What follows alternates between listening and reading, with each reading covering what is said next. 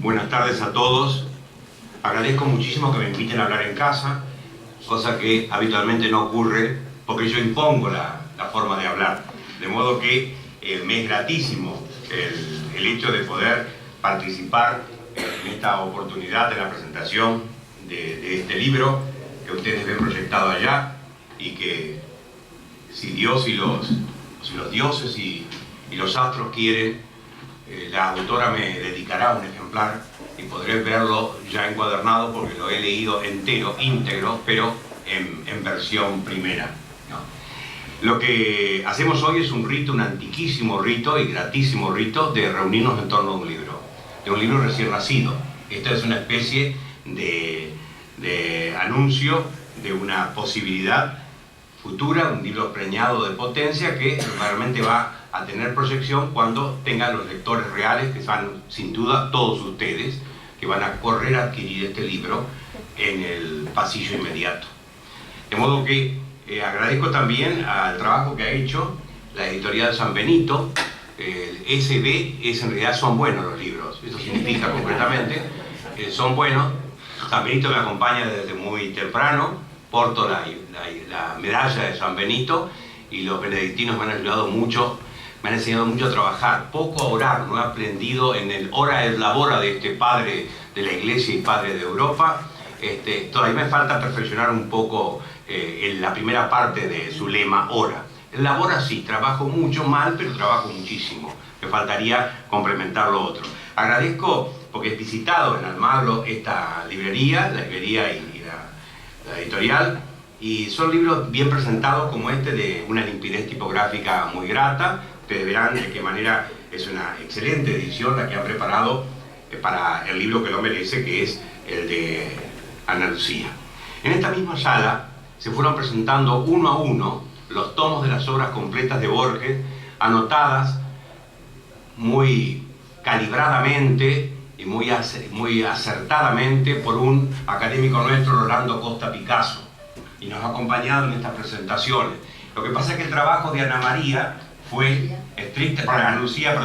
estrictamente paralelo al de la edición de Costa Picasso, de modo que aquí nos queda la duda qué hubiera aportado Ana Lucía con su libro a las anotaciones de Costa Picasso y qué hubiera aprovechado Ana Lucía de las anotaciones de Costa Picasso, porque fueron paralelos dos. Ella se basó en la edición de los dos tomos.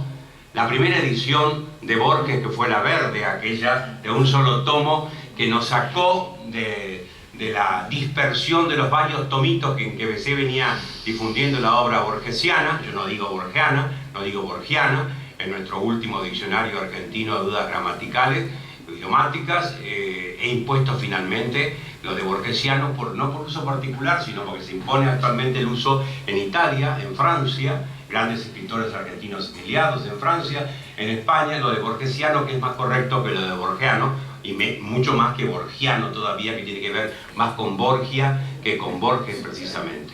De modo que aquí en la presentación graduada de estos libros fuimos viendo la consagración de lo que es la crítica a esta obra de Borges, porque cada uno de los tomos ha ido apuntando los trabajos que sobre cada uno de esos libros se han hecho. De modo que a esos escolios le falta lo que hubiera aportado Ana Lucía y lo que aportará para la reedición de esta obra borgesiana. Lo cierto es que además de esos tres tomos y los dos que manejó Ana Lucía, han venido dos otros que son los textos recobrados, que son las obras en coautoría, que no corresponden a lo que revisó prolija y precisamente Borges antes de morir. De modo que la autenticidad está en el material que ha manejado Ana Lucía y en el que hemos anunciado aquí con Costa Picasso. Lo que ha hecho la autora, en este caso, es una batida minuciosa, nunca una batida indecisa o como a veces los argentinos dicen, dudosa de la materia. El trabajo de Ana Lucía ha sido sistemático, libro por libro, línea por línea de Borges, buscando los rastros de lo que puede ser lo musical, la música, la institución de la música a lo largo del tiempo. Y la forma de transcurrir por el terreno de Borges ha ido levantando las piezas, ha ido como quien va de casa y levanta el vuelo de las llaves, las atrapa y las ordena sistemáticamente en estos 5 primeros capítulos, sobre todo, que constituyen la primera parte de su libro. Ustedes saben que la bibliografía que este autor ha generado es, para decirlo con una variante, una frase más vasta que la música. Es una bibliografía casi inabarcable por un estudioso. Allí hemos visto todos los aspectos posibles de este autor, que es el más estudiado, anotado y criticado de toda la literatura hispanoamericana. Ahí vamos a encontrar un Borges y la arquitectura, vamos a encontrar un Borges y las matemáticas, un Borges y la filosofía, un Borges y la literatura fantástica, Borges y la literatura norteamericana, y un larguísimo etcétera, hasta un Borges y Borges, es decir, el estudio de aquella realidad entre él y el otro. Como decía el maestro Batisteza, el primer divorcio de Borges se debió a que no se casó con Borges sino con el otro, ella, y esto generó una disidencia natural en el matrimonio primero. Lo que no existe hasta ahora, o está en germen, todavía no sé si se ha llegado a publicar, un libro sobre Borges y la pintura, que respondería al esquema de Mario Praz en el Mnemosine, aquel magnífico libro en que hace un marco para el estudio de la literatura y la pintura. Pero está dentro de la misma tónica, estaría dentro de la misma tónica que ha manejado Ana Lucía en esta concepción del mito griego, donde las musas son hermanas entre sí, hijas de Apolo y de la memoria. Mnemosine es la madre de todas las musas. Y esto hay que tenerlo en cuenta, porque realmente en una educación donde se ha insistido mucho en que la memoria es inútil, es estúpida, es torpe, ¿no? Cuando por otro lado se reclama memoria en todo, los grandes autores desde Goethe en adelante han dicho que el hombre tiene coherencia por la memoria, el hombre crea por la memoria, pero claro, la desmemoria justifica a muchos que plagian y no saben dónde tomaron las cosas. Borges fue un hombre de minuciosa memoria, siempre señaló sus fuentes o aludió a sus fuentes por lo menos. De modo que el libro de Ana Lucía está dentro de lo que podríamos llamar un planteo sinestésico, ¿sí? Donde las musas hermanas se articulan entre sí, las artes se asocian, y en este caso literatura y música.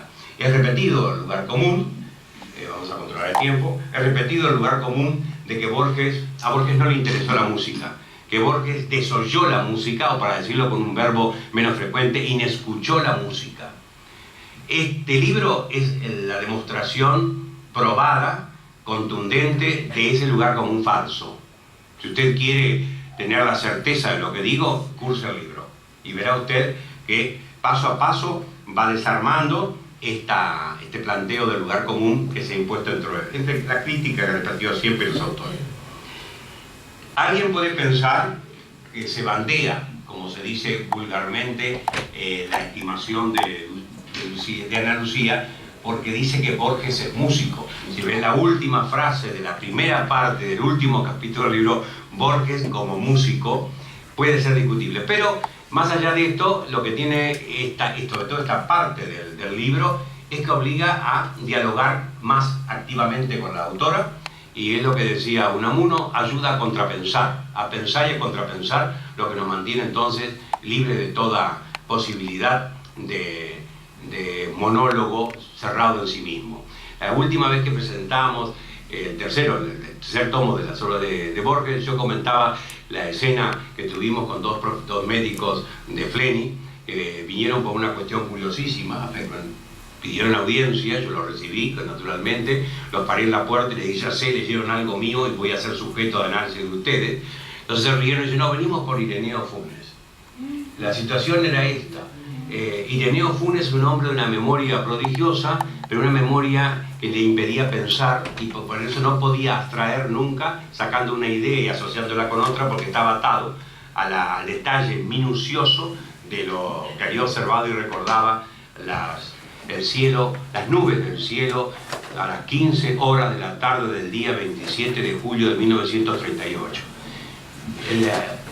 el apampamiento de estos dos doctores del Flemish, uno canadiense y otro argentino, era que habían encontrado un análisis de un ruso en el año 1924 sobre un caso patológico que anticipaba con toda la minucia con que Borges había desarrollado este cuadro curioso, y era el único caso que se conocía en el mundo. Entonces la discusión era, tuvimos una larga conversación sobre esto, si Borges conocía esto. Borges no tenía mucho interés en el mundo psicológico, salvo que le enseñó su padre de psicología, que era profesor en esta disciplina. Entonces se entendió un poco de este campo, posiblemente a lo mejor en algún lugarcito de la 11ª edición de la Enciclopedia Británica había aparecido esta referencia, y así parecidamente la discusión siguió. Digo, ustedes tienen que atender a otra realidad más importante, que es la que plantea Borges y que está siendo desarrollada por una doctora en neolingüística y doctora en letras argentina, residente en la Universidad del norte de Milán, y que acaba de publicar un libro llamado Las redes invisibles del lenguaje en Borges. Lo que plantea esto es que Borges, con sus ambigüedades, con sus incertidumbres inteligentes, con su polisemia, con sus ironías, con sus retruécanos, con sus paradojas, obliga al lector a poner en actividad plenas neuronas.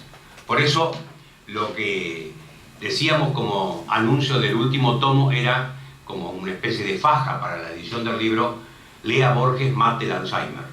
Es una forma poderosa de salir de esta situación.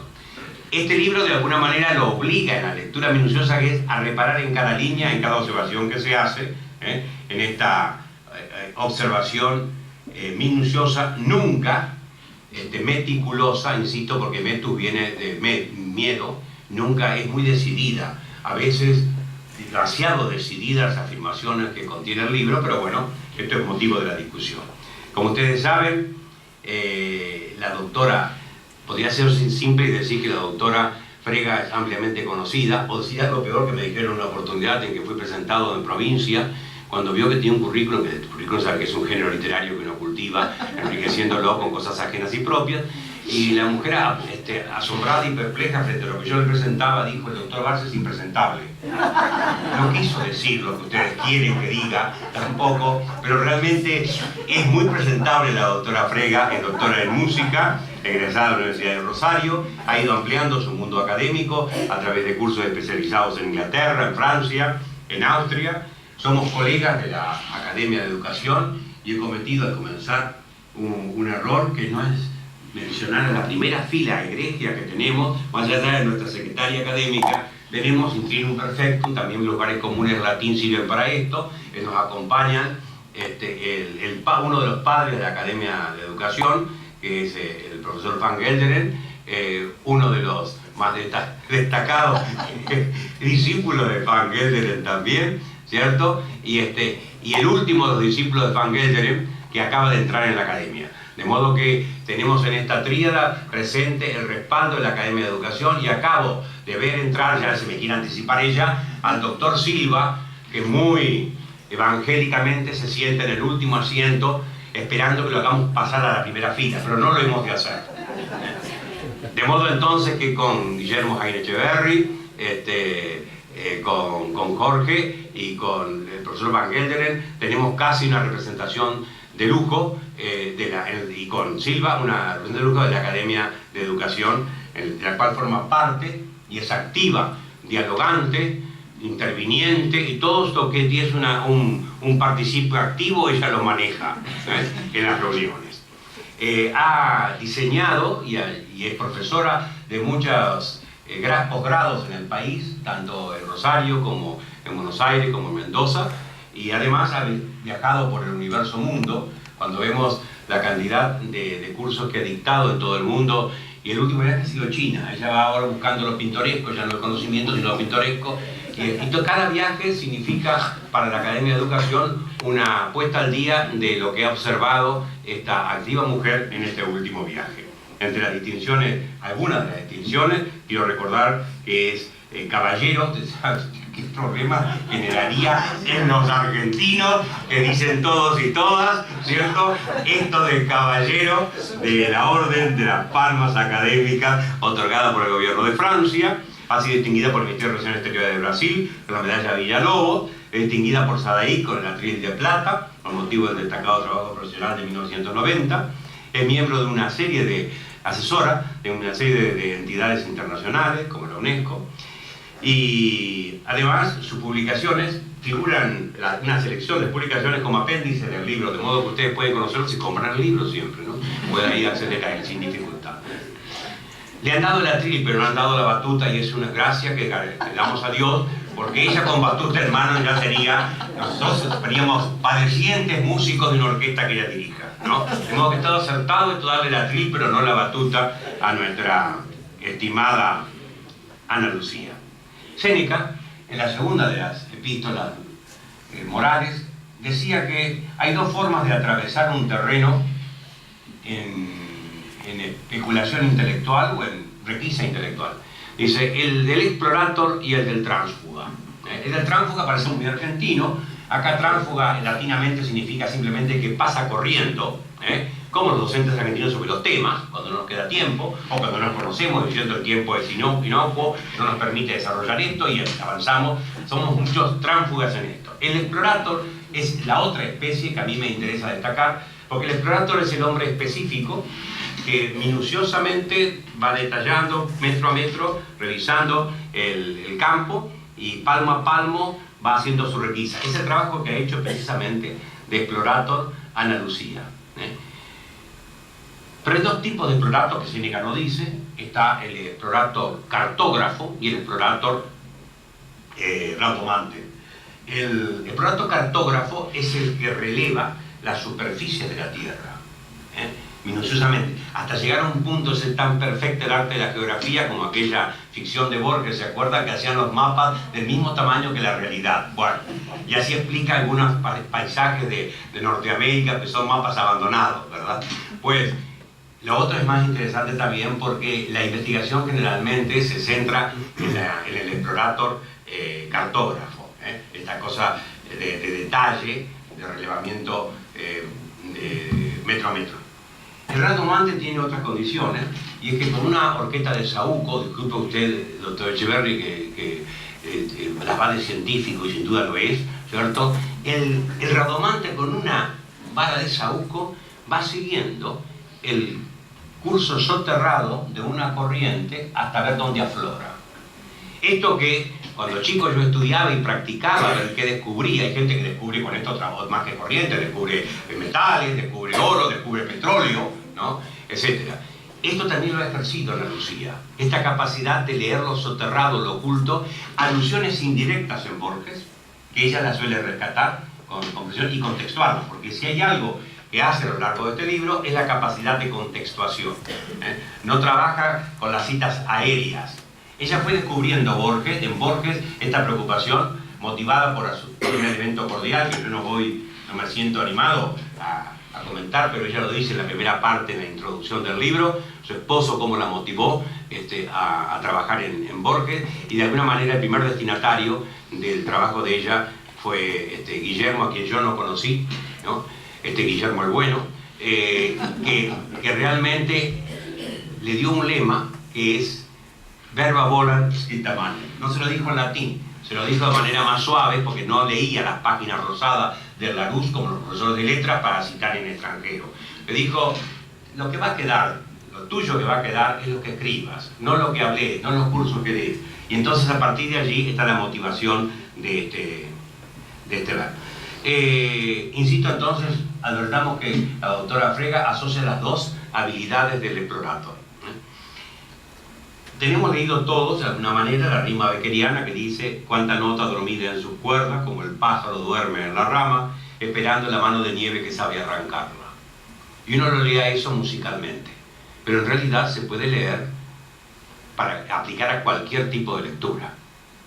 Un texto, aunque no sea musical, es como un arpa que contiene sonidos tácitos, sonidos silenciados, sonidos potenciales, y que el lector que ha sido ella, o la lectora que ha sido ella, ha ido extrayendo en la lectura del texto de Borges, ha ido trayendo estos acordes dormidos o adormecidos, y lo ha hecho con capacidad probada, cumpliendo con aquello que decía San Efrén. Tú tienes que tengo muchas citas, pero yo no tengo otra cosa que citas ajenas para sostenerme. Disculparán esto. Por eso siempre digo una frase que es grosera, pero que yo soy como una cortesana vieja porque tiene más citas que nada. Bien. San Efrén, para mejorar la imagen, San Efrén, padre del desierto que hoy nadie lee, dice que para visitar la escritura, los hombres y las mujeres disponen de su capacidad natural. Como todo es así. Entonces dice, el que va a la fuente, al hontanar, con un dedalito, saca un dedalito de agua. El que va con un jarro, saca un jarro. El que va con un tonel, saca un tonel. ¿Qué está diciendo San Efrén? Cada uno encuentra en la realidad aquello que lleva para descubrir. Yo creo que esta es la clave de resonancia que ella ha aplicado en el trabajo de rescate de lo musical en Borges. Esta forma de ir tomando, gracias a la capacidad de llevar al texto para que el texto le dé más esta detección, digamos, del hontanar borgesiano del texto musical. Le voy a regalar una frase, yo regalo también cosas ajenas, de Rabindranath Tagore, que posiblemente usted la conozca porque los colegas que están presentes han leído todo. Por eso uno cuando habla frente a los colegas tiene que decir, recuerden tal cosa, no rememoren, nunca vean, no. Ella ha leído también todo, aunque es abusivamente joven y le falta mucho leer posiblemente. La frase muy bonita, está vinculada con lo beckeriano, no leyó Rabindranath Tagore a Borges, a Becker, dice la música tácita de los pájaros dormidos. Esa potencialidad que está allí, esperando que alguien la despierte. Y de alguna manera el trabajo que ha hecho nuestra colega, digo colega y con esto me ocupo, ¿verdad? Borges y la música va a tomar buen vuelo porque tiene dos alas. La primera ala está constituida por 5 capítulos, el primero sirve de marco, ella va a hablar con detalle después de esto, si es que la dejo, porque ya usando también el tiempo. Y después vienen otros capítulos como Borges y la música concretamente, Borges sonorizador. Es interesante lo que ha rescatado y creo que vamos a tener alguna audición posible de Borges leyendo uno de sus poemas y la musicalización de algún poema borgesiano. Borges Malevo, curiosísimo, lo de Malevo, lo que ha ocurrido en internet con Malevo. La palabra Malevo está difundida por Borges en la literatura contemporánea, no por ningún otro autor argentino. Acá empezó a usar la Casubi en 1851, 47, un poquito antes del 30. Malevo significa simplemente malevolo, el que tiene mala voluntad, igual que benévolo. Acá lo Spitzer, la tristeza, Américo Castro, ¿de dónde venía la palabra malévolo? Venía simplemente de malévolo con la elisión, como dicen los lingüistas y gramaticólogos, de lo final, malevo, ahí quedó. Pues yo creo que ha sido Borges el que impuso en el uso y en la lectura contemporánea. Cuando se hace una elección el año pasado en internet, ¿cuál es la palabra preferida por los supuestos cibernautas, que no son cibernautas, sino que son ilionautas, porque son pura vela y no son timón, en el internet? Resultó Malevo elegida, palabra argentina que ha difundido Borges. De modo que ese tonito de solo Dios puede saber la laya fiel de aquel hombre. Señores, yo estoy cantando lo que se cifra en el nombre. Esta entonación es tan de arrabal. Venga un rajeo y ahora, con el permiso de ustedes, le estoy cantando, señores, a Dornicador Paredes.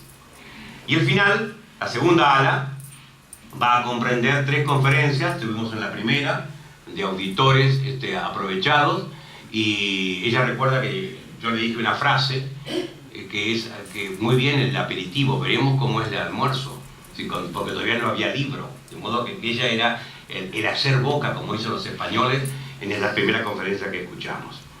La obra está plena de señalamientos acertados y sugerentes, como aquello cuando recuerda de qué manera Oscar Wilde, frase que repite en 3 lugares Borges en su obra, ¿cierto? Los griegos sostuvieron que Homero era ciego para significar que la poesía no debe ser visual, que su deber es ser auditiva. La conferencia, para mi gusto, hermosísima de las cadencias sonoras, estoy abusando mucho del tiempo, de las cadencias sonoras de Borges, donde ella dice, también hipnotizada, la cadencia sonora de su manera tan personal de decir. Por eso hoy debo traer algo de esa experiencia única a este tiempo y este momento. Ya que voy a referirme a las cadencias sonoras que estoy identificando en este poeta mayor, deseo abordar el tema desde la cadencia de su voz y nos va a hacer escuchar posiblemente aquella fundación mítica de Buenos Aires que tiene de dos versiones. Fue por este río con traza de Quillango, era la primera versión, cuando quería abundar en quechuismos y en cosas nacionales. Después fue por este río de Señor Ibarro, que las pruebas vinieron a fundarme la patria. La voz de este poeta está caracterizada por debilidades dubitativas, rítmicas, timbre peculiar, indudable y personal, aquella forma en que el fraseo borgesiano cortaba en cualquier momento la sintaxis y que obligaba a usted a estar atento. Él ensayó sus primeras lides cuando quedó sin trabajo, con el trabajo en la oralidad, que en tantas oportunidades hemos escuchado, y que es tan particular la forma de articular borgesiana. Cuenta Bioy en un texto antiguo, ya viejo, que cuando empezaron a trabajar en uno de las primeras labores compartidas con Borges, creando aquella criatura que se va a llamar Björges, ¿verdad? Y que va a generar una serie de libros paralelos en la producción de Borges y de Bioy, que no tiene nada que ver con uno y con otro. Cuando empezaron en la estancia a trabajar, Silvina Ocampo les colocó a Brahms de música de fondo. Ellos no sabían ni se preocupaban qué estaban escuchando. Lo curioso de ese Bioy es que al tiempo, cuando empezamos a trabajar el segundo día, le pedimos a Silvina que pusiera la misma música, que no habían reconocido, no sabían de qué era, ¿no? Porque nos motivaba. De modo que esto va a desembocar en qué? En lo que analiza Ana Lucía, que es el soneto a Brahms, que destina, sin aludir a aquella deuda original de motivación que tuvieron Borges y Bioy cuando comenzaron a trabajar. El trabajo de la autora, digo, es un trabajo de investigación, porque estrictamente la palabra investigación significa que va tras los vestigios, tras las huellas, y acá hay un seguimiento de las huellas que la música ha dejado en Borges, ya que no tanto Borges en la música, aunque podrá ser discutible. Voy a hacer el último regalito de la tarde a nuestra Ana Lucía Frega, agradeciendo este trabajo que ha hecho y con que nos honra esta tarde a la Academia y a la Cultura Argentina en presentar. Es un texto viejo del arcipreste de Ita, pero pasa un poco olvidado en nuestros días, pero que está íntimamente asociado a esta realidad que hoy comentamos, donde asocia el libro a un instrumento musical. De todos, lo he escrito con mi letra, porque recordándolo, entonces se comprenderá que posiblemente altere totalmente, porque ya no me entiendo la letra. De todos instrumentos yo libro soy pariente, bien o mal, cual puntares, punto significa como ella sabe mejor que yo, las notas musicales, cual puntares, y allí faz punto y tente. Una nota u otra va a ir colocando para el avance de la lectura. Cual tú decir que si eres,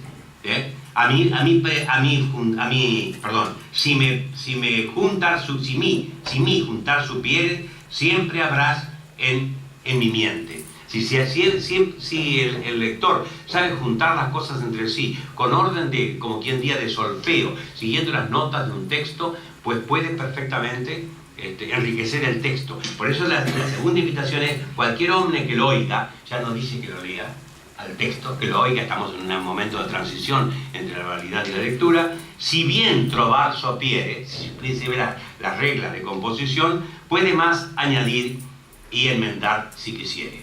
Pues bien, el presentador de esta tarde no tiene por qué meterse en esto de añadir o sumar, ¿cierto? Pero ella tiene la autoridad de hacerlo, y por esto es que ha podido ayudarnos a apuntar aquí una nota, allá otra, lo que ha sido esta partitura total de la obra de Borges. Muchísimas gracias por su voz.